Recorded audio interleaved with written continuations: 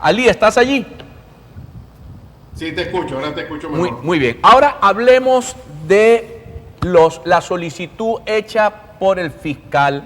El fiscal ha dicho que él observa que el gobierno de Venezuela parece que sí tenía la intención de generar violación de derechos humanos. Tú me aclaras los términos que estoy utilizando. Y el gobierno de Venezuela tiene hasta el día 20 para hacer sus alegatos en esta materia. Háblame un poco de este caso. Sí, recordemos en qué situación se encuentra actualmente el caso ante la Corte Penal Internacional. La situación es la siguiente. Como sabemos, en noviembre del año antepasado, el fiscal Khan anunció que se cerraba el examen preliminar y se pasaba a la fase de investigación por considerar que en Venezuela se han cometido crímenes de lesa humanidad. Luego, en abril del año siguiente, el gobierno se opuso a esto y, utilizando el artículo 18 del estatuto, que permite que un gobierno investigado pueda pedir la suspensión de la investigación basándose en el hecho de que supuestamente esté juzgando a los responsables de esos crímenes, ese proceso ha quedado paralizado. Luego, en noviembre del año pasado, el fiscal respondió formalmente a esa solicitud negándose y solicitando que se continuase la investigación, por cuanto de la propia información dada por el Estado venezolano se llega a la conclusión de que no se está investigando a los responsables ni a los crímenes. Ahora, el 21 de marzo, el gobierno presentó un escrito de observaciones y el fiscal le respondió el día 30.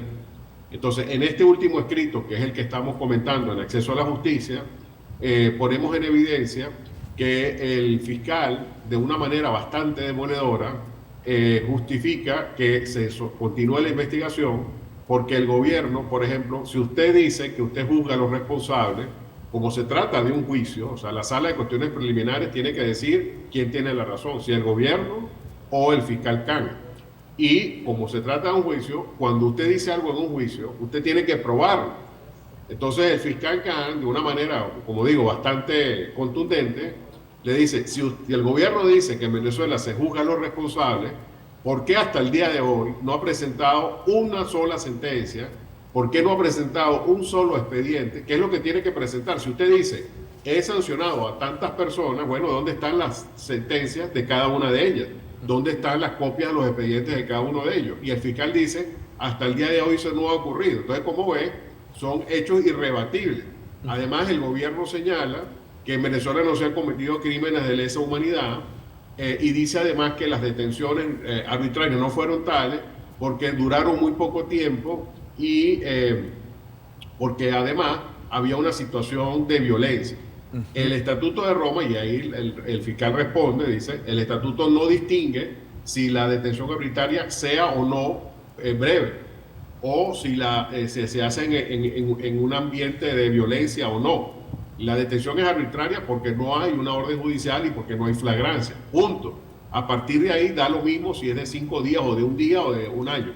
Además del hecho cierto de que no es verdad que hayan sido detenciones breves, y un ejemplo de detención arbitraria lo tenemos ahorita mismo con el compañero Javier Tarazona, que lleva 2 años prácticamente detenido de manera arbitraria. Entonces no es cierto que las detenciones en Venezuela sean breves, ojalá lo fueran, pero no es el caso. Y además el fiscal señala, y con esto termino, que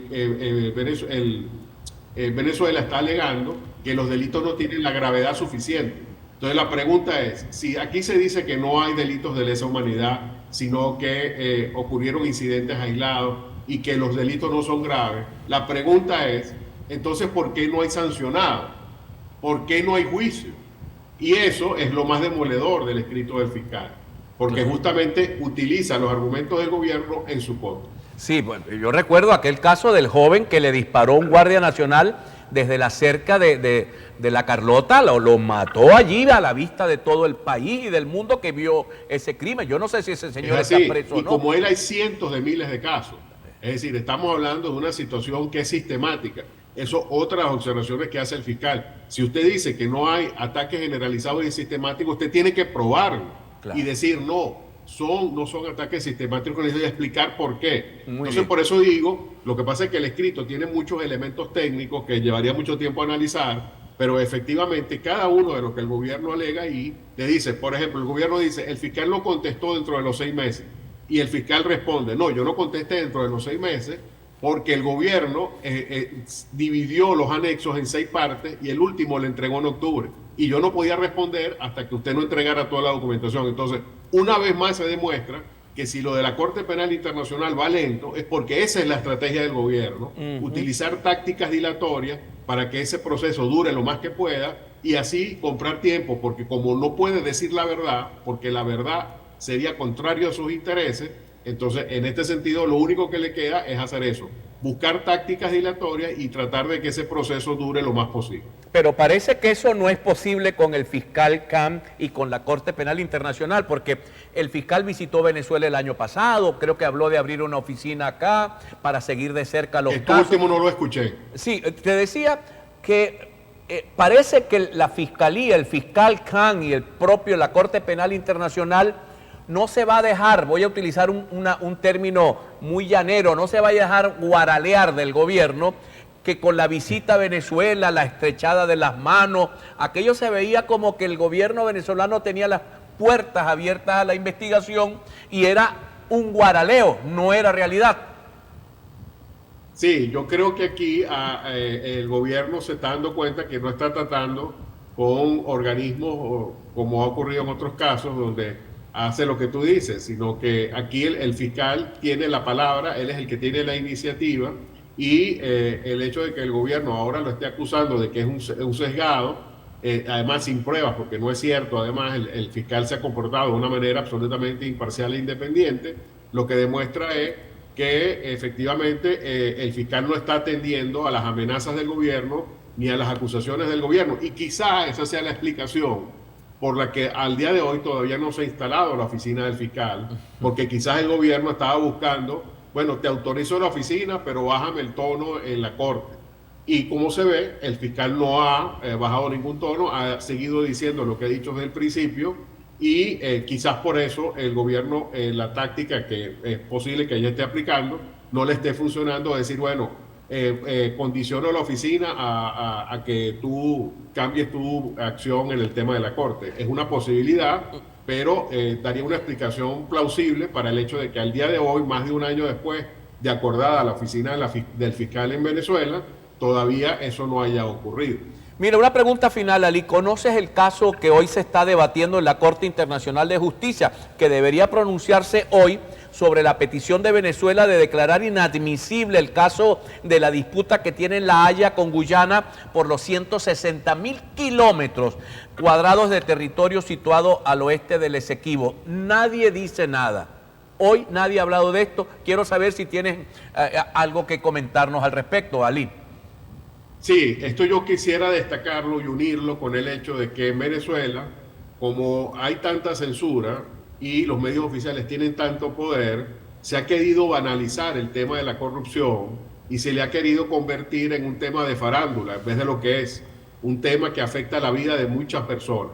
Entonces, en este sentido, el hecho de que temas tan importantes como lo que acaba de señalar del Esequibo no sea un tema de primera plana, y mientras tanto se habla de las muñecas del petróleo, como que si las muñecas del petróleo, los Ferrari o los edificios de las Mercedes fueran la causa de los problemas y no sus consecuencias, que es lo que son realmente, ¿no? Ponen en evidencia cómo en Venezuela el tema de los temas verdaderamente significativos no son analizados como se deben hacer. Y en este caso, esperemos que la Corte Internacional de Justicia declare la inadmisibilidad porque es lo que conviene al país, pero no se está dando ningún debate al respecto. Ya hemos visto históricamente a Venezuela en la Corte Internacional de Justicia, que recordemos, es diferente a la Corte Penal Internacional. Están en el mismo sitio, en la misma ciudad, no en la misma sede, porque tienen edificios diferentes, pero están en la misma ciudad que es La Haya. Pero la Corte Internacional de Justicia solo dirime diferencias entre Estados. La Corte Penal juzga personas. Entonces, en la Corte Internacional de Justicia, nosotros hemos tenido unas terribles experiencias y por eso nunca hemos querido hacer. Además que los acuerdos de Ginebra de la década de los 60 hablaron de un acuerdo a través del Secretario General de Naciones Unidas y ese mecanismo, de acuerdo con la posición del gobierno, todavía no se ha agotado y debería agotarse, debería irse a otros elementos, porque en la intervención de la Corte Internacional de Justicia, como digo, históricamente ha sido contraria a los intereses de Venezuela. Pero como muy bien dices, nada de eso se discute, y lo importante es hablar de las muñecas del petróleo y de los Ferrari. Claro, y a mí una de las cosas que más me preocupa, ya sé que no es un tema específico de acceso a la justicia, es que en este problema con Guyana hoy es Venezuela contra Guyana y contra la Exxon, los intereses transnacionales sobre el petróleo de esa zona, que es muy importante. Entonces Venezuela está, yo tengo la percepción, Ali, de que Venezuela está como rodeada por los poderes transnacionales, sean de los rusos, sean de los chinos o sean de los norteamericanos. Es un país ciertamente asediado por poderes y por potencias del mundo que ven a Venezuela como un ring de boxeo para sus intereses. No sé si quieres comentar algo ya finalizando. Tenemos que entender que en el concierto internacional la lucha de intereses es lo normal. Lo que es anormal es que alguien no se defienda. Lo que es anormal es que un país o sus gobernantes no actúen de acuerdo con los intereses y en beneficio de los intereses de ese país. Y lamentablemente en Venezuela eso es lo que ha ocurrido. Los intereses de Venezuela están de último para sus gobernantes, y a partir de ahí, pues tristemente pasan este tipo de situaciones donde el gobierno no tiene una política clara. Hay temas como el de Guyana, donde el gobierno tenía y está en la obligación de llegar a acuerdos con la oposición para tener una política coherente, sea quien esté en el gobierno. Pero ni siquiera para eso se pide unión. Y esto habla de la falta de prioridades, donde no se ponen los intereses del país primero que cualquier otra consideración. Bueno, Ali, muchísimas gracias. Vaya nuestro respeto para ti. Ali Daniels, director de Acceso a la Justicia. Muchas gracias, Ali. Feliz fin de semana largo para ti.